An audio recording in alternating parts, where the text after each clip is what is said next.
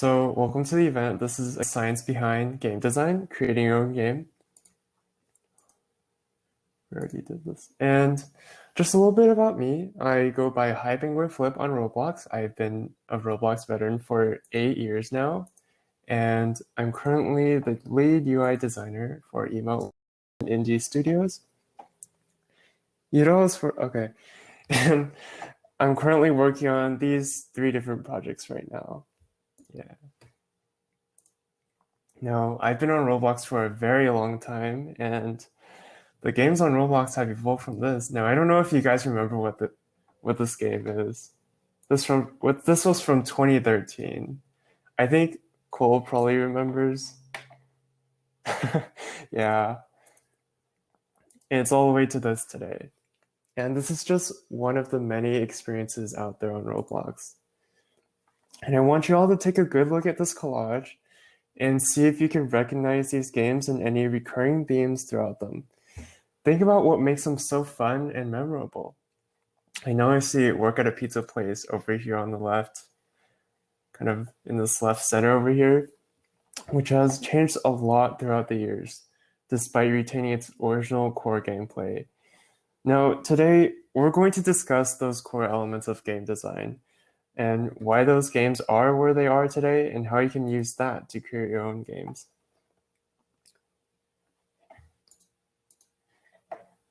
And today, when we're creating our own game, we'll be first brainstorming ideas, and we'll also develop our focus, and then we'll design and plan, and then finally talk about building the actual game.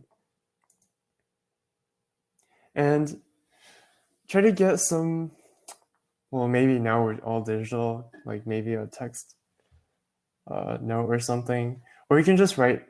When we're brainstorming, we want to write down literally everything and anything you can think of. So an idea for a game, right? If you have any idea, you can put it on paper.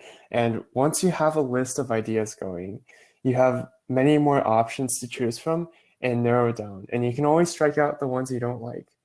And when we're trying to think of an idea for a game, we always want to have this first step to brainstorm. Yeah, the first photo was not 1080p.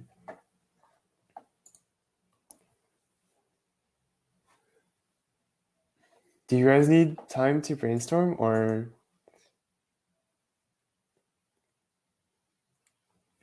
And we can skip ahead if you guys. Okay. All right. And once you have an idea for your game, you want to develop your focus. Like, are you going to be building like a horror game, like a building game, or chill or intense? And so it's like asking yourself, what kind of experience do you want to create? Like, what do you want people to know your game as? And you want to ask yourself, what is your game? What is your game like? What is the core loop of your game? What are the core features of your game? Like, what is your game actually like? How would you describe it to somebody else? Right? Even before you begin planning out the core mechanics, you want to have a good idea of the project that you're creating.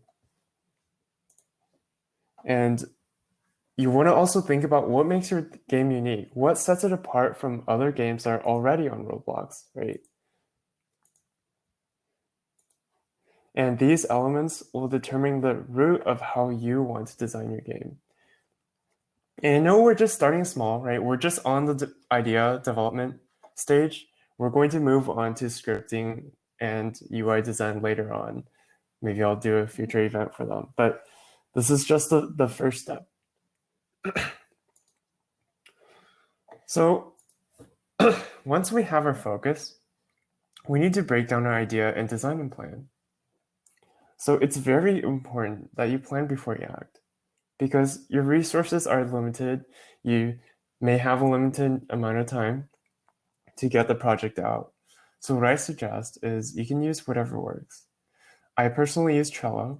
You can try ClickUp. I know some people do that. I know the people behind Fishing Simulator use ClickUp and they pay like hundreds of dollars a year for ClickUp. I don't recommend that. I guess that's their choice, but you can use that to make a checklist or roadmap with items you can rearrange and prioritize. And that, I think that really helps during the planning stage. And then lastly, you want to be able to analyze your target audience. Are you marketing to your kids or adults? And this will affect nearly every part of your game design process, since you're gearing your game to cater towards different people who have different interests. And this is an example of Trello. This is the Trello for Retail Tycoon 2.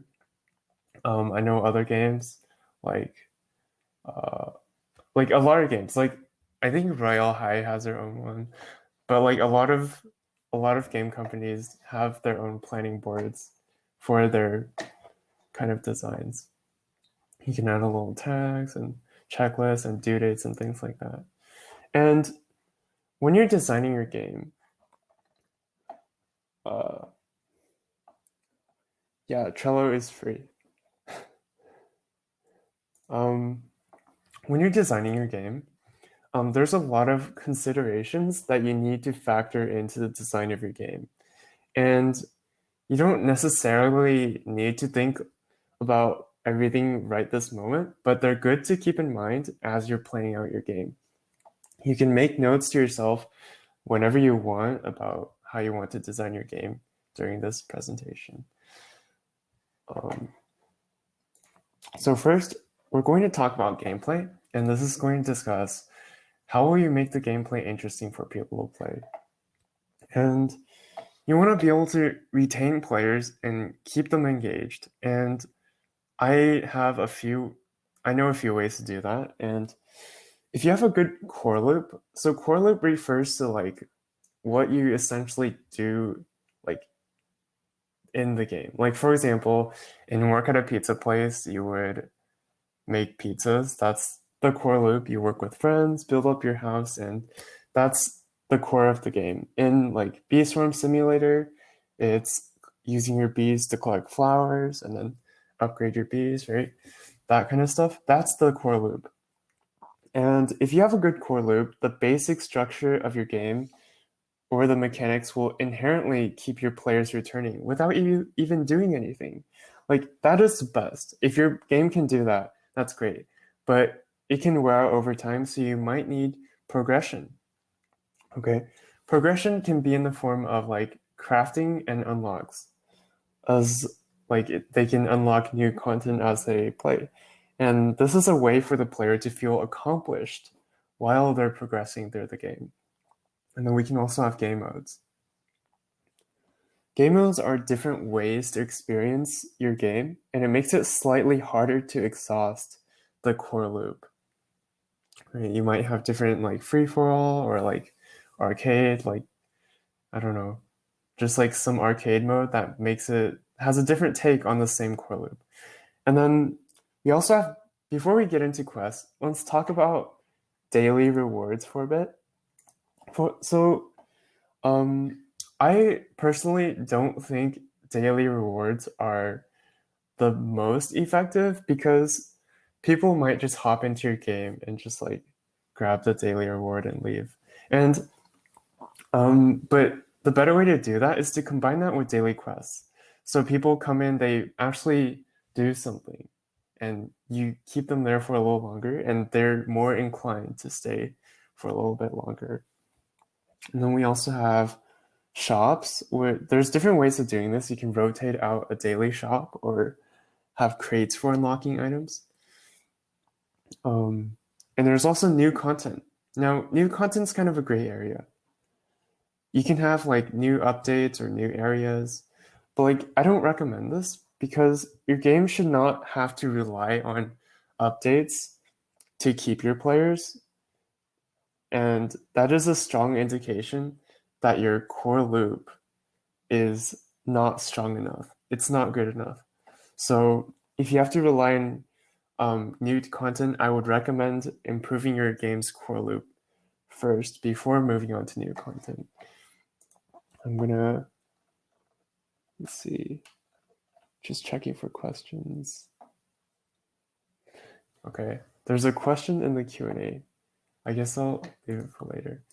Unless it's relevant, let me check. Arsenal, the core loop. Okay, the question is about Arsenal. Arsenal does have a core loop. The core loop is you know, it's PvP, you like kill players and become the best. That is the core loop of the game. You try to win each round. Mile, your question, I don't know what your question is asking. It's if you can clarify the question, that would be great. Next, we're going to talk about visual design. So how are you going to make the game models interesting to look at? Oh, you're answering his question. Okay. There we go. And so you might have like low poly models or high poly models. Like for example, Ragdoll Simulator will use low poly models because we're gearing towards more kids, and your emphasis on high poly or in-depth models will depend on your audience. Like if you're gearing towards kids, you might use low poly models. It depends on the game genre too. Like if it's cartoony, it's probably low poly. But for high poly, that would be used for like older audiences. So like maybe horror games or like maybe life simulators, things like that. And so this is an example of character design. Here on the left, we have the old, these are the same character, but this is the old design for the character. That is a new design. Obviously, it looks a lot better. I mean, I hope everyone here thinks so, but the design gives the character much more personality in the game. Like, the character was designed to be relatable to anyone who plays the game. Yet the outfit's still pretty simple, so players can still use cosmetics to customize the character as they progress. And, yeah. And let's see. If we look at this diverse group of Roblox characters, we see that they're very colorful and detailed and have much more appealing character design. In each of these characters, you can tell that they each have their own personality just by looking at their body language and the way they're dressed. And secondly, still on visual design, you want to talk about UI design. So how are you going to make your UI interesting and easy to use? So if you have very complicated UI, it's probably not going to be very good for the player in terms of learning the game. But if it's very simple for them, if you make it very easy, like they're going to pick up the game pretty quickly. And you want to consider accessibility. So if it has to be easy to use, and the player's first 5 minutes in the game. The first 5 minutes are very critical. If you don't keep the player within the first 5 minutes, they're gonna leave. Like Roblox is a very unique platform where they just hop between games. Whereas like it's different from like Steam, where okay, if you download a game, you're probably gonna be more committed to it. So the tutorial makes a big difference, and it's pretty hard to find a good way to have players understand the mechanics. Like I find the text tutorials, like where it's like types out the text, like it's pretty like annoying to get there, especially if there's like cutscenes and you have to wait for them. But I find the most effective tutorials, and you might want to take note of this, but the most effective is if you don't even say anything, but you just have the player complete an action by themselves. Like they don't even need to think to do it, but like if that's the only thing in the room, like for example, there's a coin in the room or like a trophy or something, and they just accidentally walk into it and then it pops up like they get a trophy. Like then they'll make the connection themselves that they need to grab coins or trophies to progress in the game. And if you do that, if you are able to do the tutorial without even saying anything, and they learn how to play the game themselves, that is the best tutorial in my opinion. And here's an example from Theme Park Tycoon. This is my prime example of UI design on Roblox.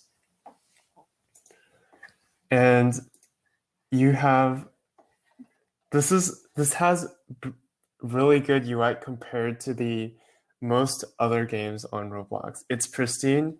All the buttons have like hover colors and things like that, and you want to aim for good visual design to keep your players while they're playing your game.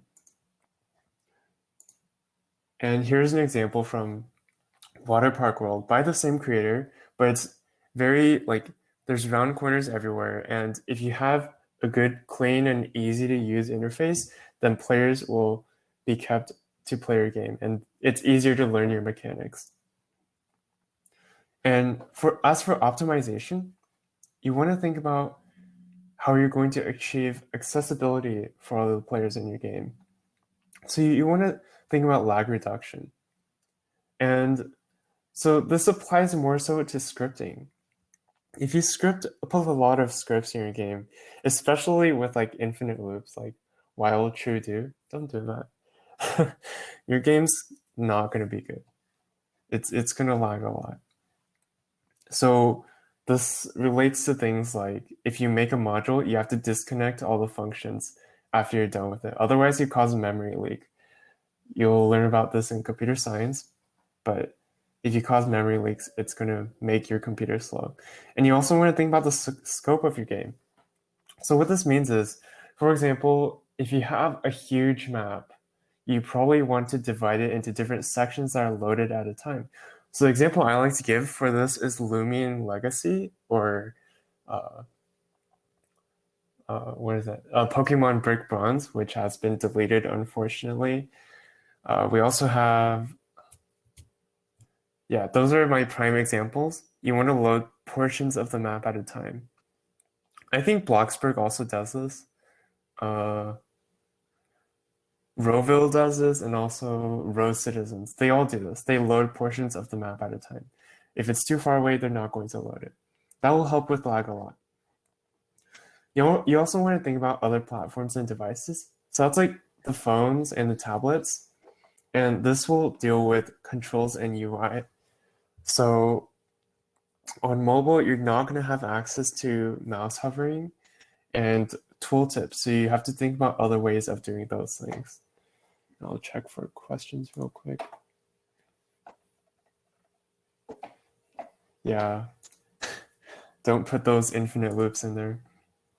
This is another example from Theme Park Tycoon. So these UI are optimized for mobile, and you have the same UI, but it's much more condensed. And instead of having, in Theme Park Tycoon, you're forced to build using your hover mouse on PC, but then on mobile, it has a whole separate system by having you drag your finger across the screen to move whatever you're building.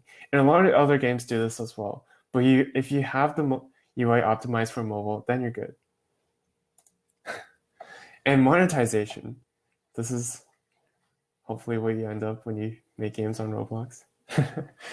You want to think about, how do you want to monetize a game? This is a big question for a lot of people. And you have to make game passes and developer products. Game access you can do if you're having early access for your game, but game passes are more long term. Unless you're talking Bloxburg, but Bloxburg is like millions of Robux, probably billions at this point.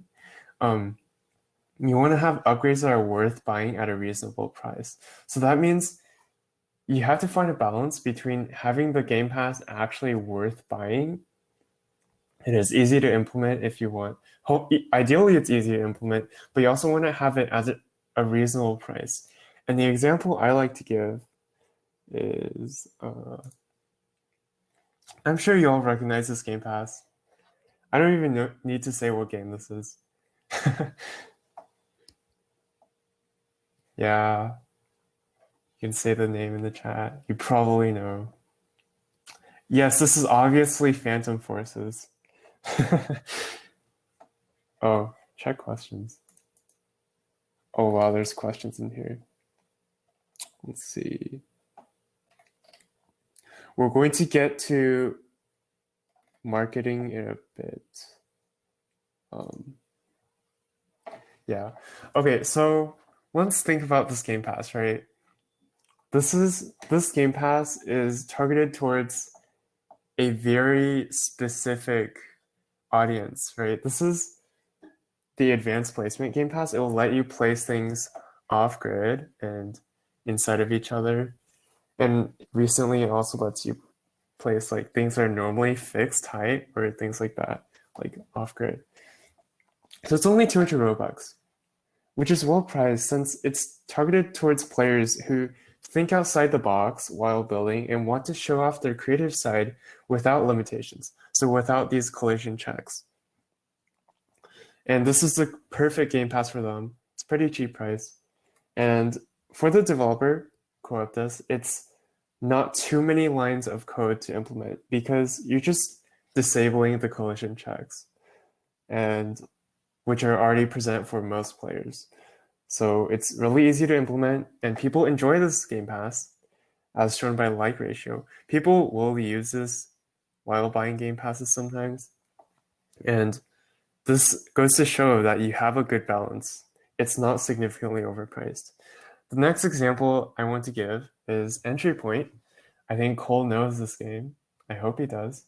It's a story game. Like it's a spy action first-person shooter, and you complete missions along a storyline. It's a very long and linear game, but it has like story-based content. But like once you finish the game, it gives you two options. These are expansion packs. These actually give like a really good amount of content. These are similar to like the Steam DLC that you would buy for like $5 to $10 to $15 on Steam. And this is a reasonable price. I know it's super high, but it's completely new expansions for the game. It's not just a new feature, not like just this tiny advanced placement thing that could have only taken out a few lines of code. No, this is a whole new storyline. And that's 800, that's 1200. And people buy this. And that's why you have to find a good balance between your level of content, is it worth buying, and the price for the actual content. Let me check for questions. Bloxburg is 14 million. Dang. All right, marketing. This is what some people have been waiting for. I know some of you asked questions about this in the chat. And you want to think about how you want to bring in new players. Great. Stocks, obviously. You can do ads and sponsor ads. These will cost Robux. Okay. If you sink in any amount of money, you'll get people playing. Maybe just like $5. If you have $5, you can put it into ads. I know some people don't want to spend money. I understand. I perfectly understand that. I actually have a spreadsheet for calculating the engagement from ads and how many people will play. I can send that later if you guys want. Just put a question for it or something. And you'll need to balance this with monetization. So what this means is when you're on monetization, you're going to be selling game passes and developer products. But when you do ads and sponsored ads, you need to balance the money you're spending on this with the money you're earning back from those developer products. And it can be hard to get this right. But you generally want to spend like obviously less than half of the money on ads, hopefully 20% or less. And that's a pretty good balance in my opinion.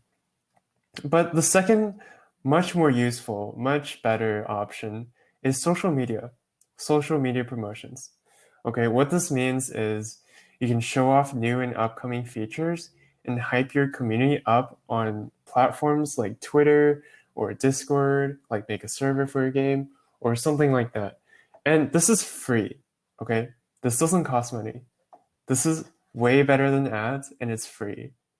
You can do this even before you release a game. so that when it is released, people are excited to buy your game. Okay, that's social media promotions. The two examples I like to give are Adopt Me. Some people think this is a cursed game for some reason.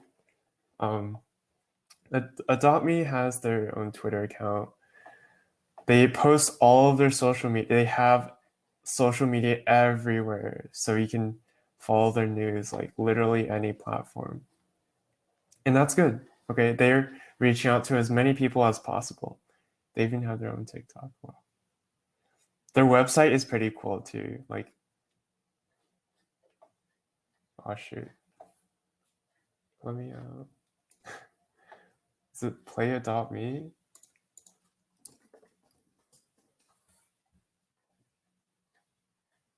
It's not gonna load. That's their website, come on.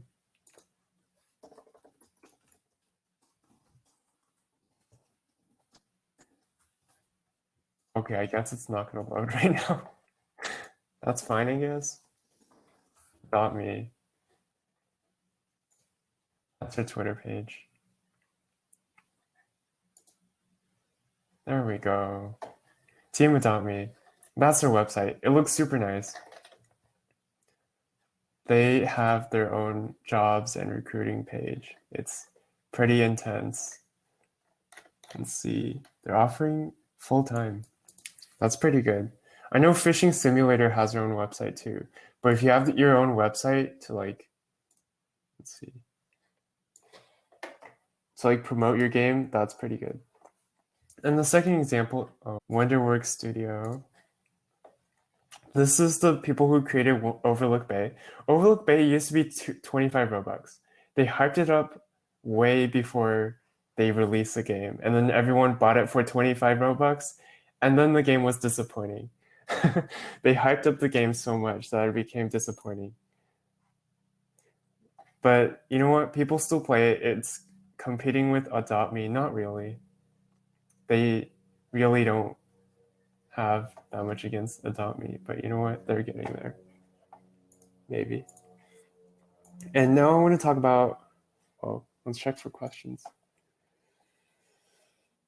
Visteria did leak their places. Yeah. They also leaked their source code, if you didn't know that. Visteria is open source now. It wasn't by accident, though. Let's see.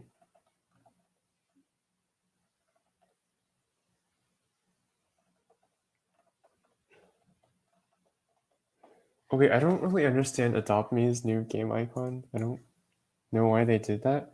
But now we're going to talk about scope. Okay, is your project realistic?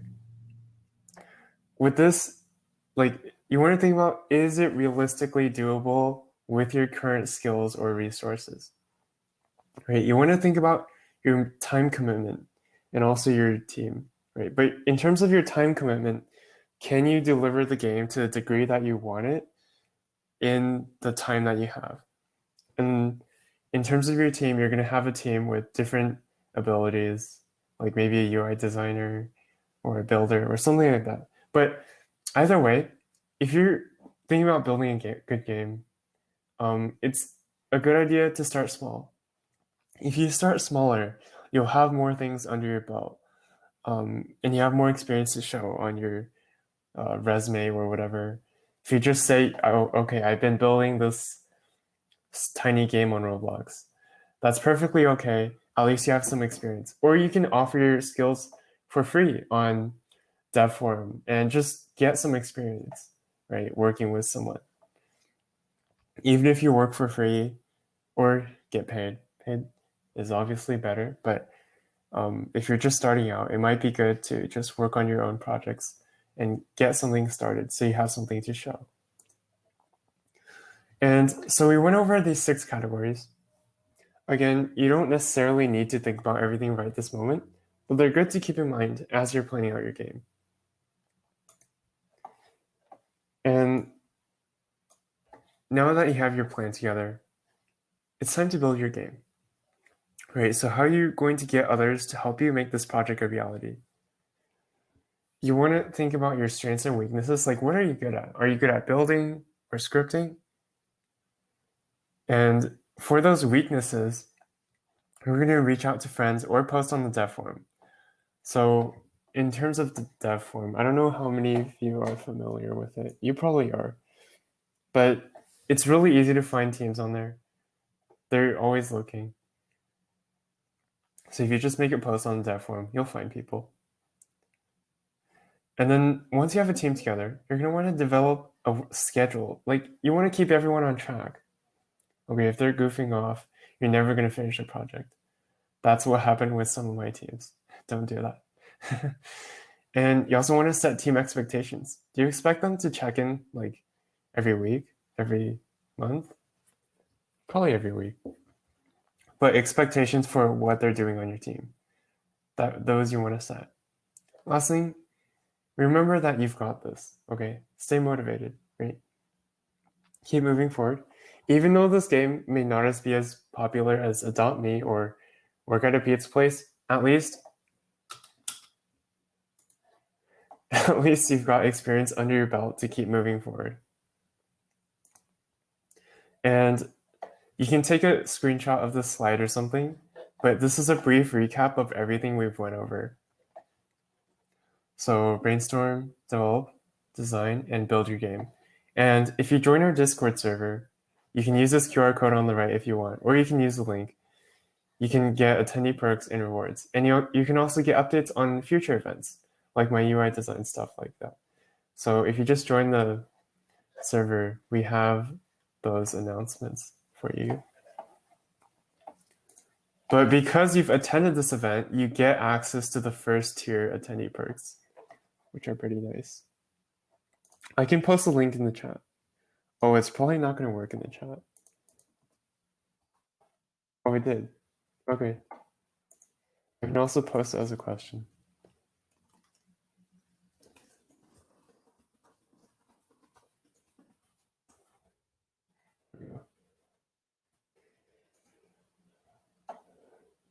All right, now I'm going to go into questions. You can either ask them here, or I can open up questions on here. Let's see. Either one is fine. There we go. I'm going to go over questions right now. Let's see. Yeah, when you're marketing, you want to add, you want to advertise the features that you're adding in, so people are hyped up about your game. Let's see. Usernames on here don't sync. I know they're working on that. I know the event team is working on that. I'm coordinating with the technical people behind the scenes. It's a Bevy issue, okay? It's part of the Roblox Zoom. Kind of weird. Okay, Q&A. You can add questions in the Q&A tab. The first question on here is, do game developers need publishers? No, they do not. They do not. Okay, Adopt Me started in the accelerator program, and now look what they are. They're huge. You don't need a publisher to publish your game. Like, just build whatever you want and people like it, put it on your belt, things like that. And Lord of Luxury is asking, how much of a plan is too much? If you have 5 pages of plans, okay, if you have 5 pages of plans, that's great, okay? Honestly, planning is good. If you just are able to organize your plan. Like, let's see. Let me out. God, hello.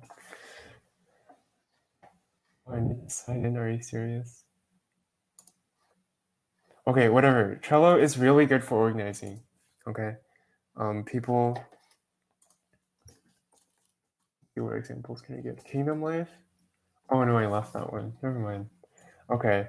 But you can honestly, Trello is really good for organizing ideas. If you're using a Google Doc, I mean, it's not it's okay. It works as like a brainstorming stage, but you'll want to move on to a more organized roadmap. Um, Too much planning, it's not bad. Okay, if you plan too far, it's fine. You have more stuff thought out. What is pinged? What are you pinging for? Dude, I can't read your chat. Okay. Let's see. The next question is it possible to get your game popular by advertising on Discord servers? I do not recommend Discord because servers are very closed. Like, it's good for starting off. If you're showing off your cool creations, that would work. But if you want to reach a larger audience, I would suggest Twitter because people use Twitter codes. That's a pretty good way of doing, like, if you're marketing your game. Twitter, in my opinion, is one of the better ways to do that. Elite Games is asking, is making Game Pass unlocking a certain group of items, but you still need in-game? Okay.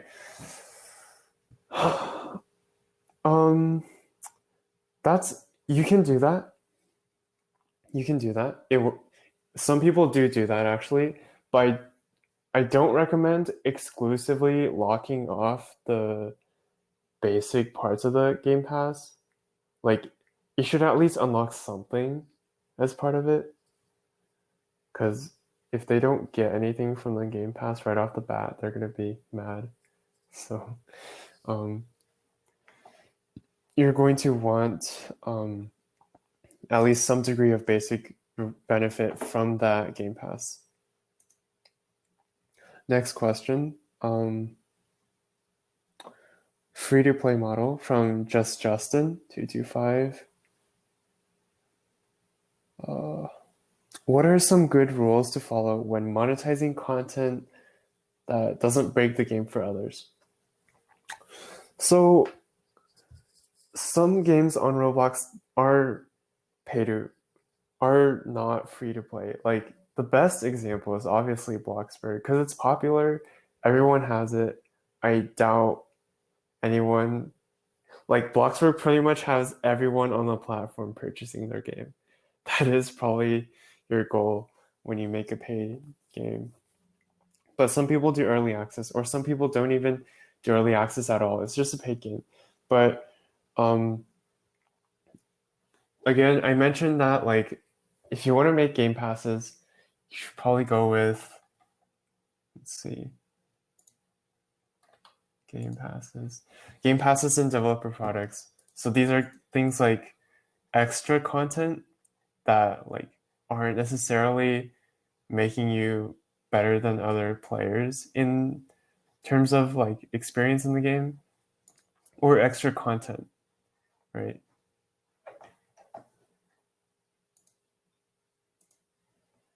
And another question from Just Justin. How well does paying for ads on Roblox work for getting players? Okay, I will get a spreadsheet for that.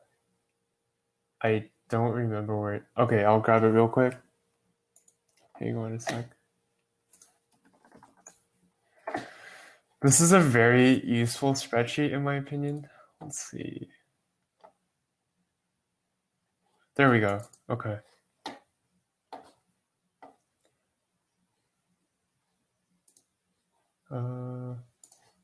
Is this permission to... Let's share my screen again. Screen one. Okay. Wait, actually, I'll copy the link. Okay, so I'll just post it as a reply to the question. And also in the chat if you guys want it. This is a player acquisition calculator. So this will literally calculate, like, if you put in numbers here, it will help you calculate. You should make a copy of this first. Make sure you make a copy. Otherwise you can't edit it. But this will help you calculate, like, how many players are you going to get in your game? And then how much are you going to earn, things like that. This is a pretty good spreadsheet that you can use. Hype, is it all right if I throw something in about ads? Yeah.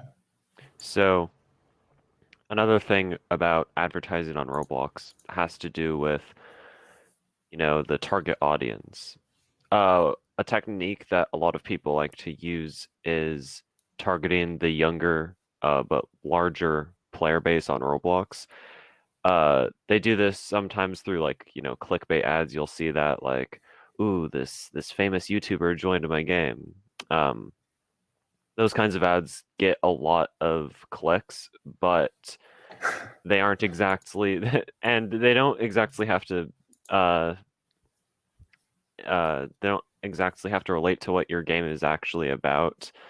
And that's what people like to do to get a bunch of people to get onto their games. Though I don't Yeah. recommend it because it's basically false advertising. Yeah. I actually click on like just regular ads. Wait, why is this? Wait, hold up. Player. Okay. For some reason, it's view only for me. Anyway, so you type in like numbers in the yellow boxes, and then everything else will calculate based off of those. That's how it works. I honestly click on ads on Roblox because I know they're safe. They're going to link to other Roblox games or groups. They're not going to take me to some shady site. I honestly wish people would forward that notion on Roblox. Obviously, it doesn't work the same way on other um, websites, but on Roblox, it's safe. Am I still sharing screen? Oh, yeah, okay. Roblox. Okay, the ads are not loading. All right. That's fine, I guess. Maybe the website's crashing because of Bloxy Awards. Anyway, why is it not loading? Okay, whatever. Oh, it's because I'm on here. Here. Okay. Oh my god. Okay, now it loads.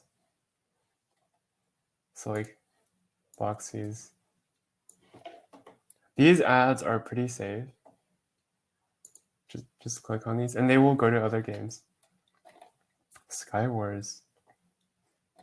Like this is an example of the YouTuber thing.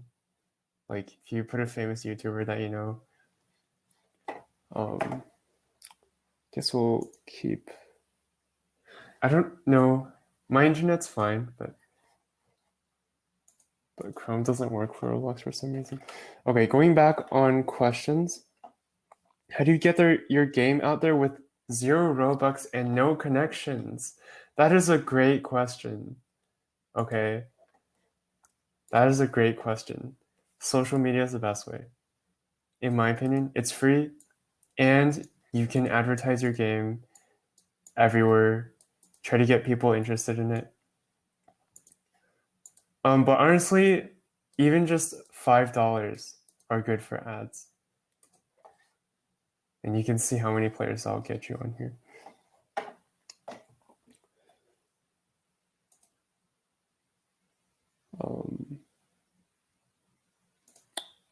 Somebody asked, how to not procrastinate? That's a good question. Why are you asking me to check Discord? I have Discord closed. Oh my god. Okay. Check Discord. Okay. I Anyway, asked. somebody says how to not procrastinate. That is a very good question. Honestly, you can take breaks from developing games because like you get burnt out sometimes. But the best way to not procrastinate, I'd say, is to work on stuff that you actually want to work on. If you don't want to work on something, don't. Why would you put yourself through that, right? Just work on it when you have to. I am not doing that right now. But yeah, if you just have a plan, just work on it whenever you want to. It's your game after all. It's you decide what you want to do with it. How How much Robux do you need to spend to get a good amount of players in your game? I think I already answered that.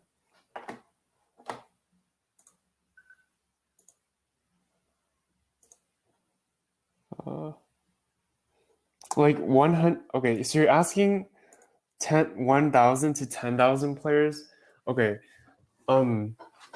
that is a very hard number to get, especially 10,000 or even 1,000 to begin with. 1,000 might be doable. 10,000 is at that point. 1,000 is doable if you're on the front page. From my experience, if your game is on the front page, you get about 1,000. If you also do ads, if you're 10,000, that's like you have to actually be popular in order to be doing that. I don't think you can do that through ads alone. Next question. Do you have any tips in managing a studio or a team? My best recommendations is to have a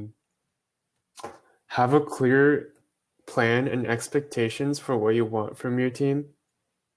Have a clear timeline. Like, for example, I'm working on Perilous Portals. Actually, I don't think I need to show anything from that. That's what this character is from. Okay, this is from Perilous Portals. But if you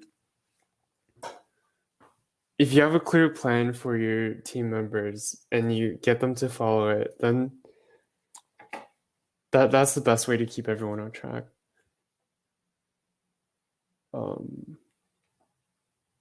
I mean, that's good for like if you have a team of like under 6 or so. That's a pretty good number. That's a pretty good scope for your team. Someone is asking, would a single player story-based game be good?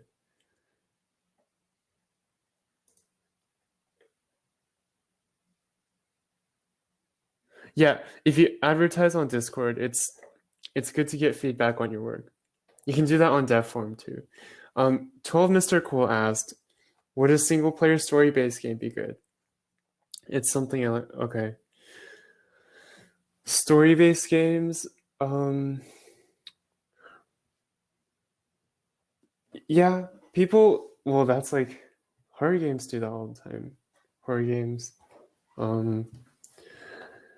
I would not recommend that for Roblox because Roblox is it's a pretty social game.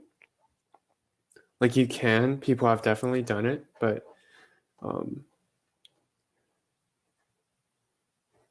it's definitely something you can do. I've thought about doing it a couple times. You can definitely do it. I would not recommend it for monetization though. It's not very good for monetization. A core loop on a story game. Okay, let's see. If you guys are asking about core loops on story games, the example I like to give is Entry Point, because Entry Point is a story game. You follow a storyline and you complete missions, but it's really replayable because you can play with friends, you can do the missions, you can fail the missions. It's not like you complete the mission every time. So you do it and you get better at it, and there's also different difficulties that you can set for the missions. That's bringing replayability. Yeah. I would also give the example of, let's see, whatchamacallit, Super Paper Roblox. Unfortunately, the developer was banned from Roblox, but this was one of the better story games back in the day. It does kind of lack replayability, but you know what? It was a pretty good adventure. They added expansion packs. I believe. No, they didn't. Okay. Probably on the original game. Yeah, Explode 1 got terminated. They got banned for. I think he was a. Okay, I'm not going to talk about it on recording, but uh, yeah, definitely playing with friends gives a lot of replayability. Let's go back. Tomb Raider. Are there any games on Roblox like Tomb Raider? Tomb Raider is a good game. It's really good. I played it once on. It was like free on Steam once. Um, I don't think there's anything like it on Roblox. Yeah, I don't think there. Yeah. King asked, "How do you prevent people from hacking your game?" That is a very good question, and it's ongoing debate on Roblox. Um, I've heard people uh, obfuscate their code and keep. Generally, the thing is to keep most of your stuff in server storage so they can't access the server stuff. I can go more into depth on that later. Clickbait ads. It's probably bad to give. No, it's false advertising is probably against the terms of service, but it's not significantly enforced on Roblox, I think. I don't. I mean, that's just. I mean, it's a very gray area because you're advertising your game in a. It's not. It's not exactly false advertising. I mean, some might be, but like, it depends on the nature of your advertisement. Yeah, I wouldn't recommend doing something on like Tomb Raider on Roblox because it's such a big scale, and they have like 100 people on their team. Like, even the dot me does not have 100 people. Let's see, how much do they have? They have 39. They plan to expand to 100 by the end of the year. I thought that was last year though. They failed their goal. All right, Adopt Me has to step it up now.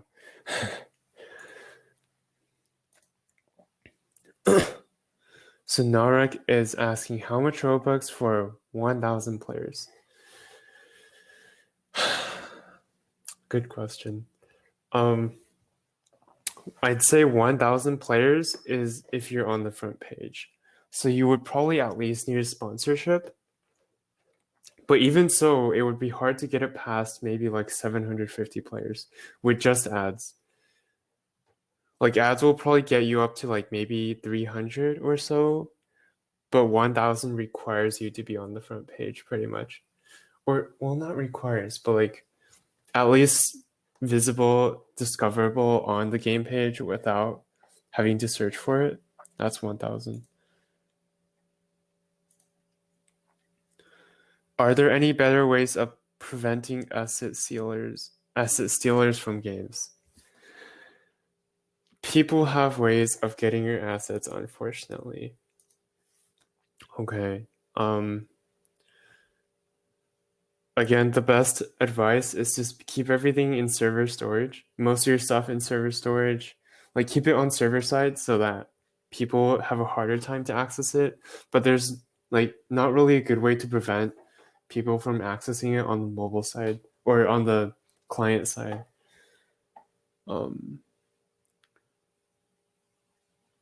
And I'd say when you put models in your game, you can also like archive them if they get stolen. I know Cole has told me a few stories about that, but Sorry, about what? archiving assets when they get Oh, stolen. yeah. Yeah, That's a good. You should ask Joe about that. yeah. Dojo 8.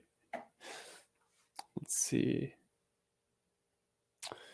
So 12 Mr. Cole is currently building an environment. They just released the BTR textures, if I recall correctly.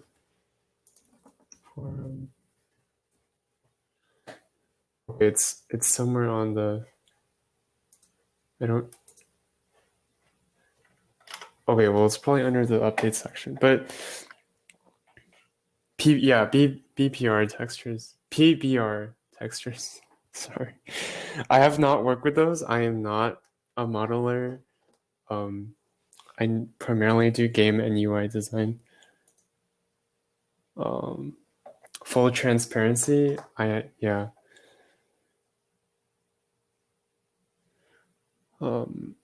So there's another question.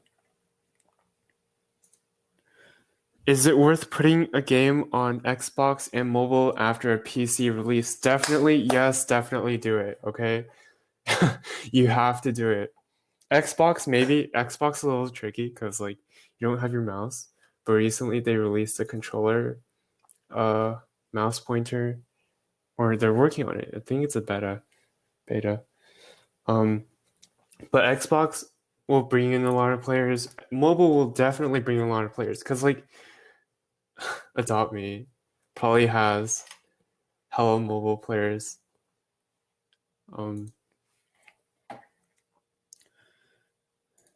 But they will definitely open up to like new groups of people.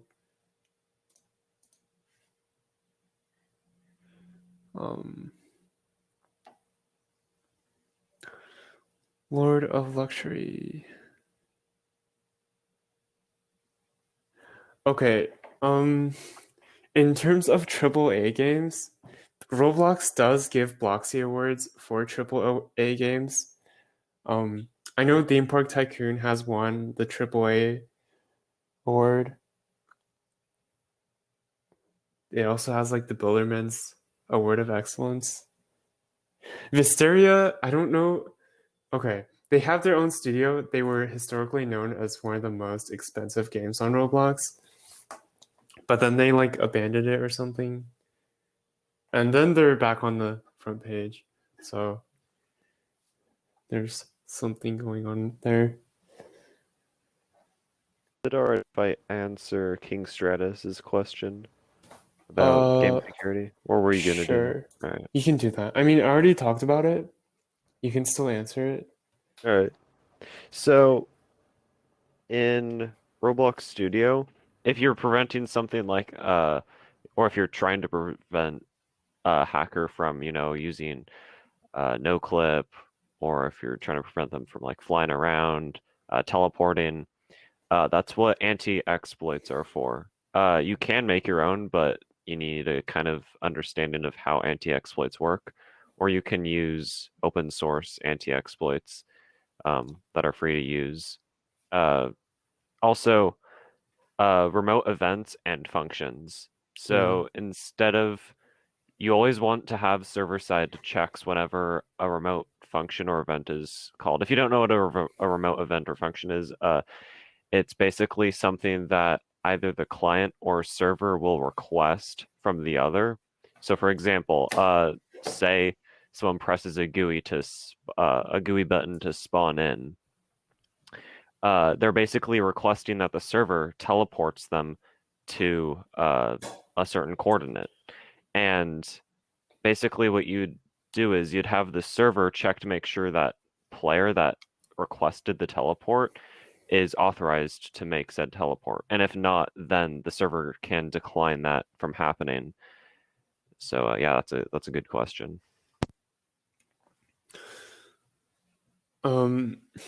So they're talking about a 60-hour campaign in the chat.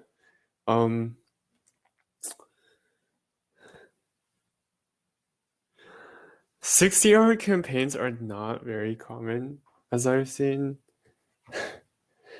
I'd say like even like the typical one is like more like 25, 30 hours at the most. They're not super long. On Roblox, like Roblox is just a very different platform. It's geared towards like people like hopping in and out of games. Even as I was interviewing with like I believe Christian on the Roblox team, uh he said like Roblox itself was this kind of platform where like kids uh can go in and out of games, and like you would lose players from your team as you were playing. Yeah. Story To games. put it into Oh, perspective, oh, actually, wait, sorry, I don't want to no, it's interrupt. okay. Uh, to put it into perspective, you're talking about a 60-hour game. Half-Life, like the first Half-Life game, took me about 7.5 hours to complete, and that was my first time playing it. So, Yeah, 60 hours six, is yeah. it's it's ridiculous even off Roblox. Okay. Like those campaigns are how long? Like that I However, think that's even yeah. longer than Tomb Raider. However, yeah, what Half-Life 2 did, they basically released Half-Life 2. That took me a while to beat. And then what they did was they added additional games like Half-Life 2 Episode 1 and then Half-Life 2 Episode 2. I never did Episode 3, but ba basically they sort of had additional like Part 2, Part 3 games. Uh, yeah, that's one thing that you can do with single player games. Definitely quality over quantity. Do we actually know any good story games on Roblox? Are there Um, any? Have we seen any? Story games, I mean, Like yeah. like story campaigns. Oh yeah, also Just Justin. Yeah, that's a good point. That's why Half-Life 2 Episode 3 never came out because they put way too much time into it and they never actually they always wanted to make it better. But that's I guess that's more of an example of like putting too much time into Hmm. something and then like new features start to come out and there's more features coming out faster than you're actually making progress. So it's like hard to keep up. Yeah. Yeah. Are there any story campaigns on Roblox? Well, I mean, entry Oh, point is when we went over. yeah. Entry point, how long does entry point take? I think that's like Entry point, 2 hours? I'd say it depends upon, and it depends upon the difficulty. Like, Yeah, it depends on. if you're playing on easy, then it wouldn't take very long. Uh, Yeah. I think I have a few story games that are in my favorites. Wait, how do you see Again, how do you see your favorites? dude. Oh wait, it's on my Dude. profile. Never mind. Yeah, never mind. Okay. I would mention Super Paper Roblox as one of the story. I know I mentioned that before, but it has about a it has a decently long campaign. Oh, a new upcoming game that has so far it's a pretty good story. Tunneler. Oh yeah, Yeah, Tunneler. Yeah, Hype knows about this. yeah. If you guys are familiar with Portal or Portal 2, Tunneler is basically the Roblox version of Portal. So far it has some pretty cool mechanics um that are just Uh, like Portal, and they're actually working on additional mechanics that I aren't in the original. So yeah. can't find it unfortunately. I can It's post the link. somewhere. Yeah, I have the link to it if you want me to Oh, post it. okay. I'll post it in general. Tumblr is closed.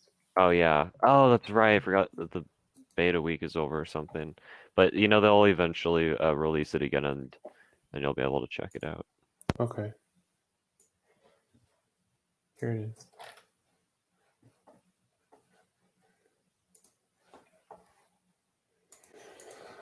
All right, if anyone has any other questions, um, otherwise, thank you for coming. Um, hopefully you've joined our Discord server. It's it's where you can get all the updates on our events. And I'll also have, if you want, I can also link you up with the other developer events. King is asking, is it okay to copyright a game and then perfect it? Did Adopt Me copyright their game? Wait, no, shoot. Okay, I don't remember.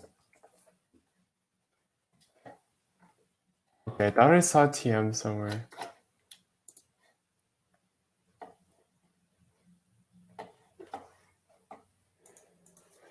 Um,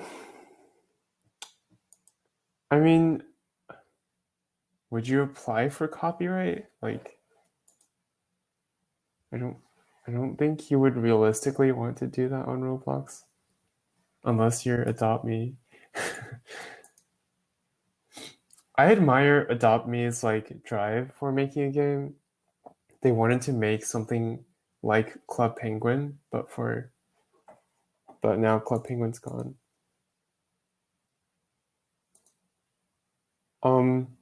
Justin is asking about other events.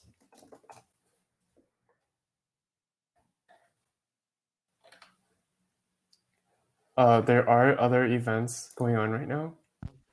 In fact, there is a 4-hour game jam. And obviously there's more coming up on the calendar. So you can find a lot of stuff on there. It's just events.rbx.com. And you can, yeah, Wait, someone was asking about copyrighting games. yeah. Is he talking about, are they talking about Roblox games? Because I don't think you can copyright games on Roblox. Pretty sure everything that you make on Roblox belongs to Roblox or Well, something no, like that. not everything you make on. Well, it's like your stuff remains yours. That's Well, still I mean, intellect. oh, well, yeah, I mean, if you make like a music piece and then you upload it to Roblox, I mean, obviously that belongs to you and you're allowing Roblox to use it. But I think if you make like a game on Roblox, Roblox has, I'm pretty sure, I don't think you yourself can copyright it. I believe that, I mean, obviously you own the game, but Roblox has some level of jurisdiction over that. So I'm pretty sure uh, anything copyright involved uh, has to do with Roblox. Um, and then there's games like Pokemon Brick Bronze that got taken down because that doesn't really have to do with what we're talking about, but Yeah. Lando 64 and T Bradham, when they released Pokemon Brick Bronze, they used a ton of sprites from the Pokemon Company, and the Pokemon Company did not give them permission to use them, so their game got taken down.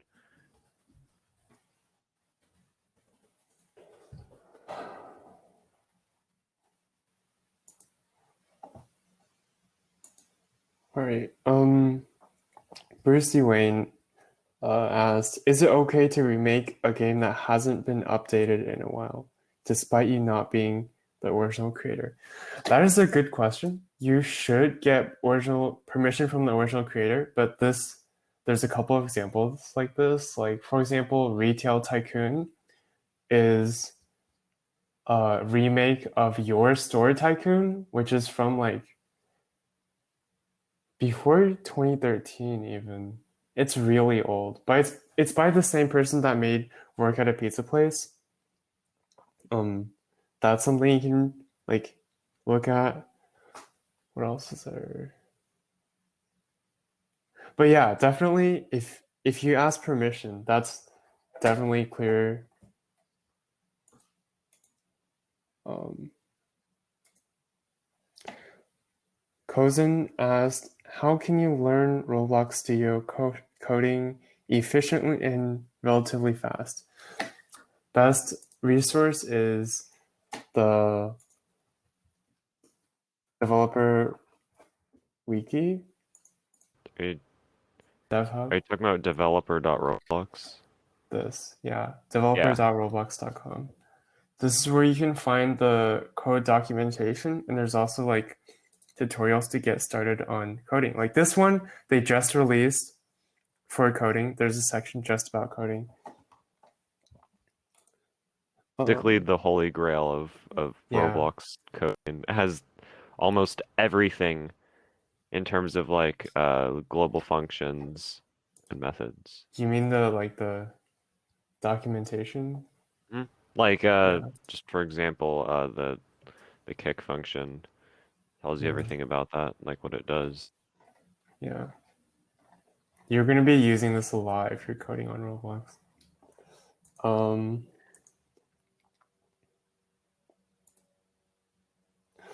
Brucey Wayne is asking, what if you can't contact the original creator? Um, I'd say make a spin-off of the game, just not a blatant remake, right? King is asking, will Bloxburg be free? That is a good question. I'm pretty sure there's memes about it.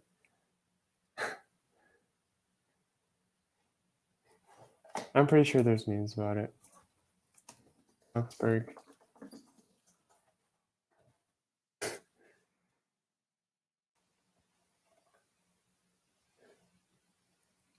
Okay, yeah, these are kind of offensive. I'm not going to show these. Okay.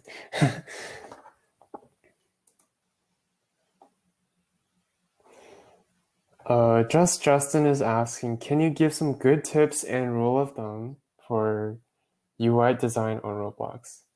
That is a great question because I'm doing my next event on that, but um, just for UI design, that is my next event. So, do you want me to answer this right now? Good tips are like, can you be more specific? I mean, I guess um, good tips are making sure your UI is compatible with all platforms that your game is on. Like if it looks good on PC, like it may not look good on phone. So you want to make sure you can verify that your sizing is correct. That's one of the most important things about UI design on Roblox. And just making sure it's easy to use. Like you don't want like a bunch of icons on your screen. Like try to keep it simplistic.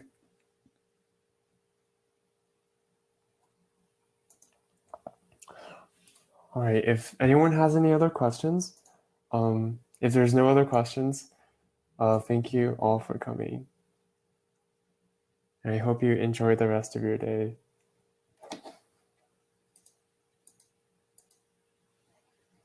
Ask, or did you answer the question in Q&A? What if you can't contact the original Yeah, I creator? did. Okay.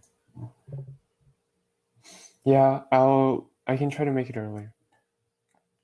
It's actually like noon for me right now, basically. What happens if you have millions of Robux and then you get banned? That's a great question. You lose all your Robux. Too bad. It's in I their mean, terms of service. obviously you can. No, it's in their terms of service. They own your Robux. Plus Obviously you terms can of like service. appeal. You can appeal, but like if you got banned, it was probably for a legit reason. I mean, if you got banned and you had millions of Robux, then there was probably some shady business going Yeah, on. yeah. It they are giving you the privilege to use Robux. Okay. Okay, they can revoke this at any time. It's revocable. Your right to use Robux.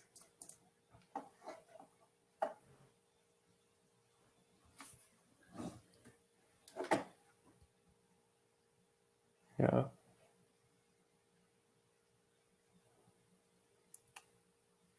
That's all.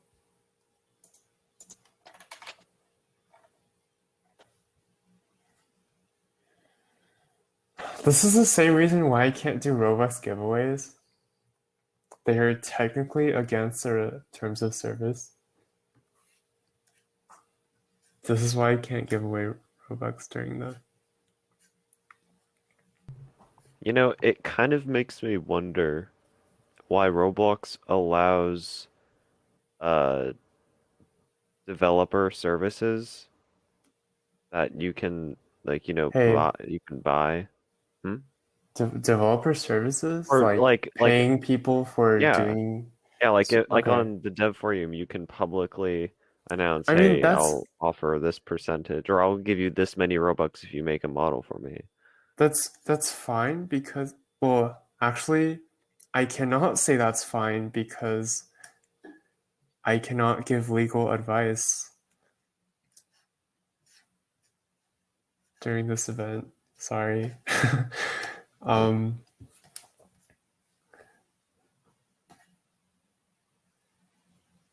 but they do it in the form of payouts. So like if you work for a game, right? If you develop for the game, you're probably gonna get a cut of the group payout of the revenue. But other than that, sorry, I cannot give legal advice. We have another question. Delta Force. I am not familiar with Delta Force. I don't know if Cole is. no, I've never heard of that. Okay. Or I might have heard of it, but I don't know what that is. Okay.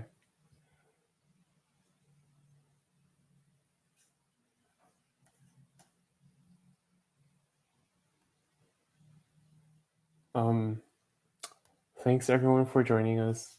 I think. Oh, all right. If you guys want to talk more, feel free to do so on the Discord server. Make sure you've joined. Please join. Please join. Okay. Yeah, thank you for coming. We will have more events in the future.